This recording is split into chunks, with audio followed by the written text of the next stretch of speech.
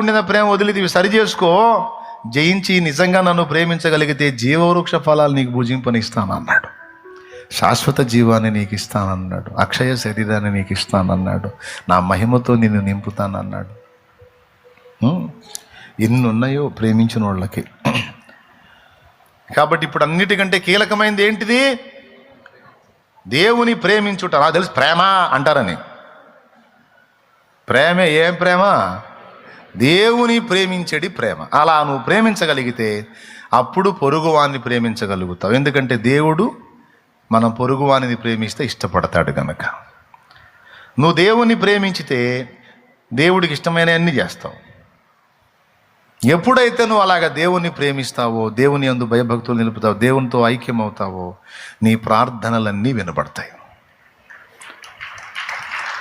మరణకరమైన జబ్బు వచ్చింది హిజ్కియాకి. చచ్చిపోతానని భయం వచ్చింది. దేవుణ్ణి అడిగాడే, ఉంటానా పోతానా, ఏంది జబ్బని.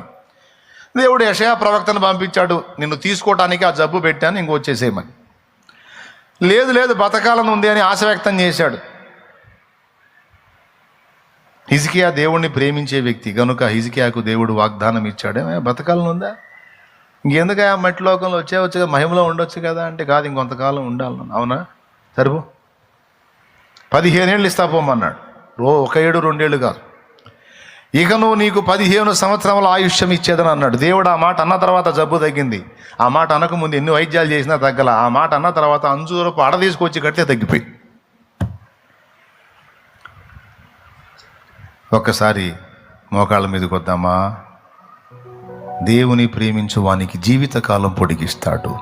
నెమ్మదితో సుఖముతో గడిచిపోయే సంవత్సరములు ఇవ్వగలడు. ప్రార్థన వినబడుతుంది. దేవుని ప్రేమించేవాని ప్రార్థనకు ప్రత్యేకమైన విలువ ఉంటుంది. దేవుని ప్రేమించువానికి మేలు కలుగుటకు సమస్తము సమకూడి జరుగుతాయి. దేవుని ప్రేమించువానికి ఆస్తికర్తలుగా చేస్తానని వాగ్దానం చేశాడు నాయన. ఎంత విషయాలు ఉన్నాయో చూడండి ఆయన ప్రేమించుటలో. మనం పాపాన్ని జయించే శక్తి కూడా అందులోనే ఉంది. మొదట మనకు ఉండిన ప్రేమను మళ్ళొక్కసారి గుర్తు చేసుకుంటాం. ఒకప్పుడు అసలు ఎంత ఇష్టపడ్డాం, ఎంత ప్రేమించాం, ఎంత తపన పడ్డాం, ఆయన సన్నిధిని ఎంత కాంక్షించాం. ఏ కొంచెం అవకాశం దొరికినా సువార్త చెప్పాం, దేవుని పిల్లలతో గడిపాం, దేవునితో గడిపాం, ఆయన సన్నిధిలో గడిపాం. ఎప్పుడు ఆయన ప్రపంచంలో ఉన్నాం.